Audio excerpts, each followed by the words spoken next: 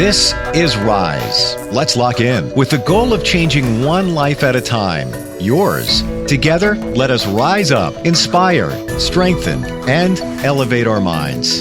It's time to rise on the voice of Nassau Community College, 90.3 WHPC. Hello and welcome to Rise. My name is Dr. Saran Heron. Today we are going to talk about stewardship in the family, knowing your role, responsibilities, and understanding why it is so important, and how to rise and support your family and community. My guest today is Conseta Graham, who works as a civil servant in the New York State Agency in the Capital Region of the state. She is here to tell us about stewardship and why she feels it is important and how we can practice it with our families and where you live. She strongly believes supporting others and showing compassion to others make a big difference. Conseta, welcome to Rise here on the voice of Nassau Community College, 90.3 WHPC. Thank you, Dr. Saran, for having me. It's a pleasure to be here. So, tell us about yourself. How did you start working for the New York Tax Department? I came to this country. In my late teens, and was on a bus, and some young teenagers they're probably in their 20s. They were in the back of this bus talking about this program that paid them to go to school, and I was just taken back by they pay somebody to go to school.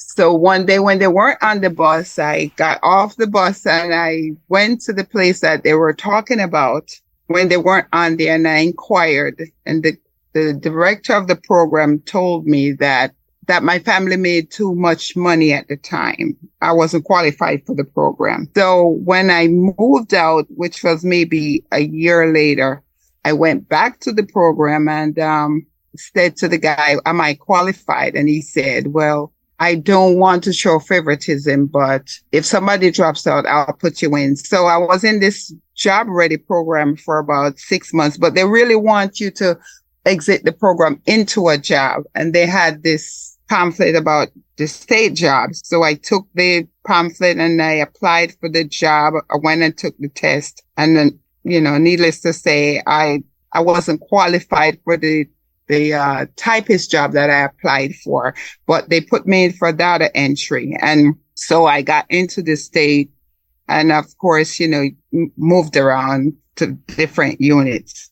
What does stewardship mean to you? Well, stewardship to me means that you manage your resources, your time, you use it to take care of others. You might have to give somebody some money to help them out. You might have to give up your time, whether to take somebody to the doctor or to pick up something for somebody, even to clean their house or cook a meal for them or something. So stewardship to me means lending of myself, whether my resources or whatever it is that I can give to somebody. What are some qualities that one should possess to be a good steward to others? They should be kind and caring. Sometimes somebody just need to know that somebody cares. Somebody is there for you, especially when somebody is down on their luck, that somebody just needs somebody to say, I'm here for you. Why are you so passionate about families practicing these fundamental behaviors starting in the home? The home is almost like an incubator. This is the training ground. This is where we are the strongest. We are stronger when we're at home because we have support, but home is where we are trained. We learn the basics, our values come from home. And the way we see life at first, we see the world at first, we see through the eyes of our families. And strong families make strong communities, stronger churches, stronger community. The children do better when they're in a strong family. When the family is properly structured, the kids will do well. And when you look out for each other, you serve each other, then I believe we'll have strong families. Share with us how you practice this daily in your life, stewardship. What keeps you motivated to always want to give of oneself? Well, when I was very young, I grew up with my grandmother until age 9. And my grandmother always spent time taking care of us. And she would visit those that are sick and shut in. She would go to their homes, visit them. She would do their laundry, sometimes cook. She'd go and sit with the person that can't come out because they're caretaker for somebody that's shut in. So she would go and support these other people. She'll look out for them. And I think that's where I learned to remember other people's need. Do you have a memory that stands out when you decided that such key behaviors must begin in the home environment? Yes, when I was 14, I went to live with my mom when I was 9 years old because my grandmother was sick and could no longer take care of me. I went to live with my mom. I never lived with her before. My mom was never organized as my grandmother. And so I had to rise to the challenge of taking care of the home while my mom, as a single parent, go out and work. And there I started to become like the mother to my younger siblings. And I started looking out for them, seeing sometimes where they weren't doing well in school, bringing it to my mother's attention, sometimes even take care of other people, still, embrace what my grandmother was doing, the best that I can to other people outside the home. How do you practice stewardship in your own family now? I look out for my siblings, just the same, sometimes juggle around stuff, taking care if somebody's car broke down, maybe I have to juggle my schedule a little bit, switch things around. I might have to wake up early. I might have to carry somebody to the grocery store, take somebody to the doctor. Maybe I have to pick up a kid. Maybe I have to tell somebody to come to my house and cook for them. They want something. I have a open door policy. So if somebody needs something, I cook extra so somebody can get something. And I look out for my children just the same, whatever they need, they might ask, but I see the need and I'm ready to pitch in. Tell us how you practice stewardship in your community. I'm not definitely practicing, but when there's somebody sick, I'll visit or call, check up on people who are shutting. I will give to the church. I give up my resource to the church. I give up my resource to other things as well. In addition to your profession, how do you practice stewardship in the workplace? Does this present any challenges for you? It's challenging to show stewardship in the workplace other than my job. Sometimes there are needs. Somebody might be burnt out, somebody's sick, somebody short of a curl, so you might have to donate time for that person to keep their life insurance going on. Different people chip in to give time, that type of thing. But the job that I'm currently doing right now, it serves the people. And there I can do the best that I can at my job, do as much as I can to serve the people of New York. You are listening to Rise on the Voice of Nassau Community College 90.3 WHPC. My name is Dr. Saran Heron, and today we're talking to Conseta Graham, who works as a civil servant in New York State Agency in the capital region of the state. She is here to tell us about stewardship and why she feels it is important and how we can practice it with our families and where you live. She strongly believes supporting others and showing compassion to others makes a big difference. Tell me about disparities in human race and why do you believe it still exists today? Well, in our Black community, people of color, Black women are more likely to be incarcerated than white. They're 1.3 times likely to die by law enforcement. There are 3 psychiatric institutions and there are jails. There are Rutgers Island and there LA County Jail and one in Illinois. I don't remember the other one in Illinois. And I think it's 40 point something percent of the prison population is black. And it really hurts. We think about how much of our people are impacted by this.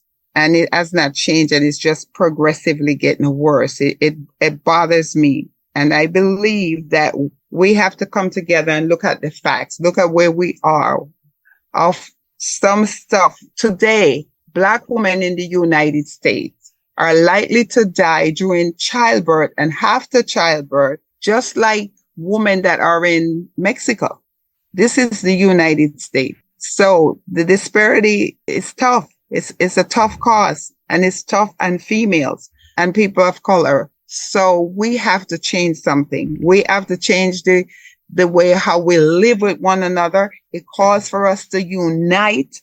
I was once told by a older guy, Caucasian guy, when I worked at tax, and he told me that way back the Irish didn't have much respect in the United States, and they got together and they worked hard and they got their respect. And I think the same way Black and people of colors have to come together, work hard. We can do better to come together, make sure our children excel. So we have the place that we have people in every area that we need. We have more doctors. We need those healthcare people. We need more lawyers. We need more. And we have to start training our children, to be respectful, to use the resources that we have to excel, to get out of poverty. And the way out of poverty, unfortunately, is not just hard work, but education is a big part of it. And children have to be taught. Home is the training ground where we can train them up. Train means you have hands on, and you got to talk, you got to watch, you got to give out of yourself. And the home got to be the place where we start. Tell us about being a civil servant with New York State, what it is all about for someone listening that may be interested in that profession. Anybody that wants to work for the state is a great place to work, especially if you want to raise a family. You could go to job seekers on the internet, and it will give you New York State job seekers. It will tell you could see jobs. You'll find the state examination there. You could see whatever you're qualified for. If you're not qualified, you can always take the test.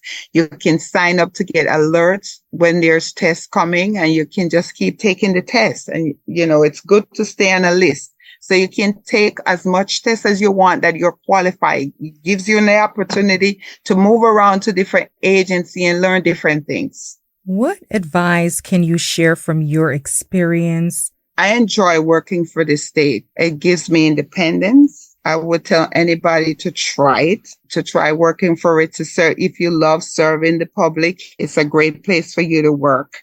You'll meet a lot of people. You get to work with different people from different walks of life. And it gives you a sense of accomplishment too. At the end of the day, you help somebody, you serve somebody. What is your favorite part of your job? My favorite part of the job is whether I call a client or I receive a call from a client and I looked up their information and I see where they say they didn't get their benefits or something, and it might have been a typo or something, and I can correct it, and then it's on its way and I know they're getting it. And I sometimes go back and check to see if they did get their benefit cards, and I see that they're using it, and I know everything is good.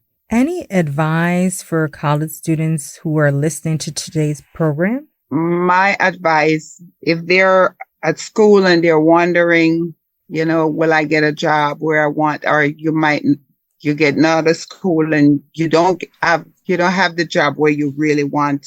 You can always work for the state in the meantime while you're looking. You don't have to put all your eggs in one basket. It's a good place to go when you're not sure what you want to do, and it gives you opportunity to work in the meantime.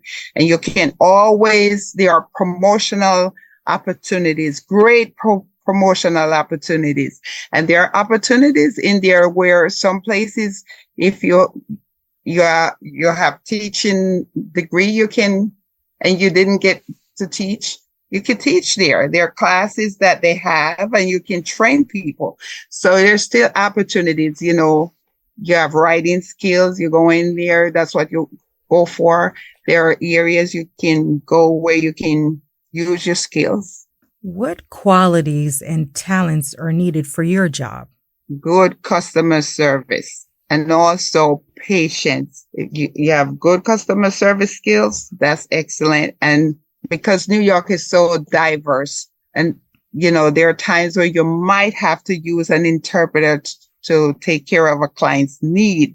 So you have to pack the patient as well because you have to call the interpreter and then you got to speak to them through an interpreter. What is something that people may not realize about your job that you want to share with us? That our job serves the need of the people and it's really serving the people. We are civil servants and we serve the public and it's literally there.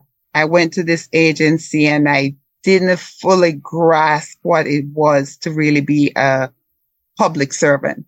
And I really see what it is serving all day. It is extremely busy a time where you literally forget to eat at times. What's the best advice you were given? My son, when I was taking this job and it was something different, and of course I'm not young, I'm older. He knew I was nervous because it was learning everything new and skills I don't think I have.